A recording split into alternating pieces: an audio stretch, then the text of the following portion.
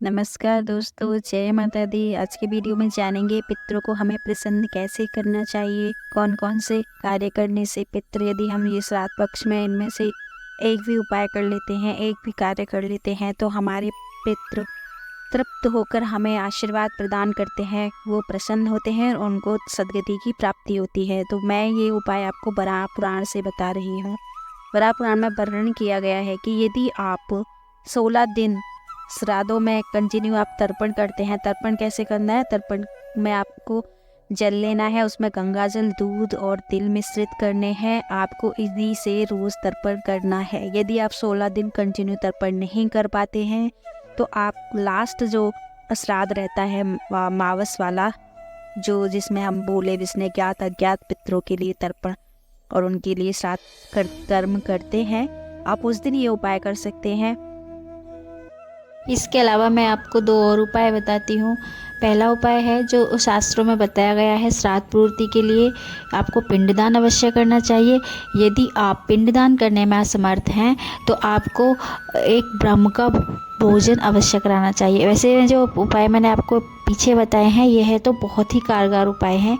यदि आप कुछ भी नहीं कर सकते तो ये उपाय आप अवश्य करें। एक ब्राह्मण को भोजन अवश्य कराएं। इससे आपके पितृ संतुष्ट होते हैं, तृप्त होते हैं और प्रसन्न होकर आपको आशीर्वाद प्रदान करते हैं। और दूसरा उपाय आपको मैं बता रही हूँ, मैं वर्णन किया गया है।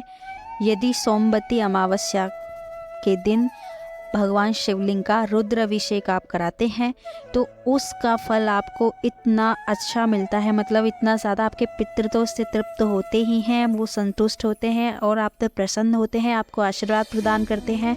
यदि आपने 16 दिन तर्पण नहीं किया हो तो भी आपने एक दिन सोमवती अमावस्या वाले दिन यह महाशिव रुद्र अभिषेक करा दिया है तो आपकी सभी कामनाएं पूर्ण होती हैं। आपके पितृ तृप्त होकर आपको आशीर्वाद देते हैं, आपके पितरों की सद्गति होती है और यह कार्य हर किसी को करना चाहिए।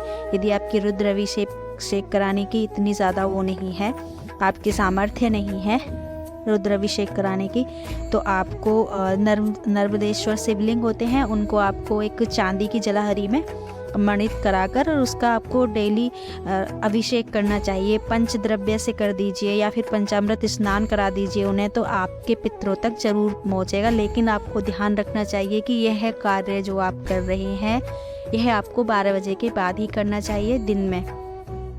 तो और भगवान भोलेनाथ को यह बोलना चाहिए कि हे भोलेनाथ, हे शंकर, ये जो मैं आपको स्नान करा रहा हूँ, आपको ये जल अर्पित कर रहा हूँ।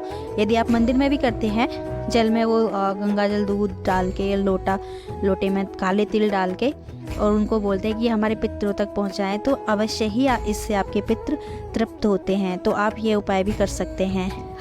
यदि आप पितृदोष से बहुत ज़्यादा परेशान हैं, पितृदोष की वजह से आपके घर में ऋण मुक्त नहीं हो पा रहे हैं, कर्जा दिन पे दिन बढ़ता जा रहा है, किसी भी कार्य में आपको सफलता नहीं मिल रही है, जॉब के लिए आप धक्के खा रहे हैं, आपके घर में बच्चे बड़े हो गए हैं, उनकी शादी नहीं हो रही है, उनको प्रमोशन नहीं मिल रहा है, उनको सफलता प्राप्त नहीं हो रही है, हर जगह से उनको रुकावट मिल रही है।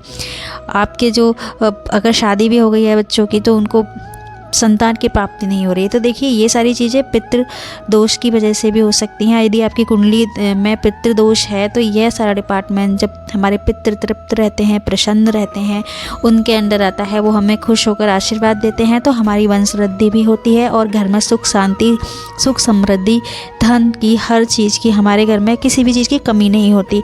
तो इसके लिए आपको क्या करना है, 16 दिन में आपको तर्पण करना है। तर्पण में एक पात्र में आपको गंगाजल, दूध, काले तिल और नॉर्मल पानी आपको लेना है, उससे आपको पितरों के तर्पण करना है।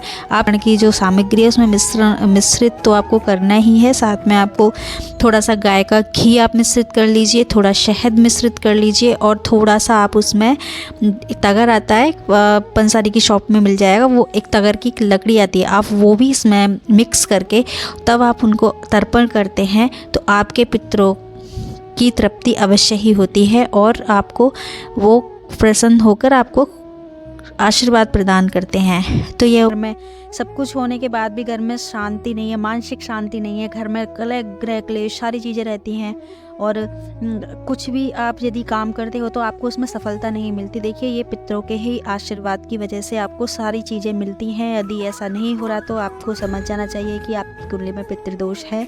तो इसके लिए आप तर्पण कीजिए। कि आप पूरे 16 दिन ये तर्पण नहीं कर पाते हैं तो आप सिर्फ लास्ट वाले दिन भी कर देंगे तो भी इसका आपको अद्भुत लाभ प्राप्त होगा।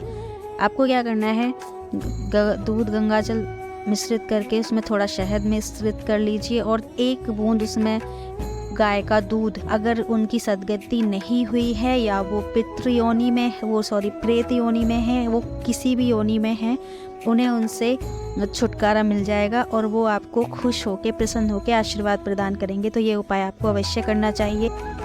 हम यदि पितरों के निमित्त ये सही जानकारी आपको पसंद आई होगी, ऐसे ही और इन्फॉर्मेटिव वीडियोस के लिए मेरे चैनल को सब्सक्राइब करें, वीडियो को ज़्यादा से ज़्यादा शेयर करें ताकि जिन लोगों पर पितृदोष भारी चला हुआ है, जिनके हर चीज़ में रुकावटें आ रही हैं, वो भी करके इस वीडियो से लाभ उठाएं। हाँ, यदि आपको ये श्राद्ध पक्ष में वीडियो प्राप्त नहीं हो रहा है, इसके बाद भी यदि आपको मिलता है तो हर अमावस्या पितरों के लिए ही होती है, हर मंथ में अमावस्या आती है, आप यह उपाय उस दिन भी कर सकते हैं। तो लाभ लीजिए। धन्यवाद।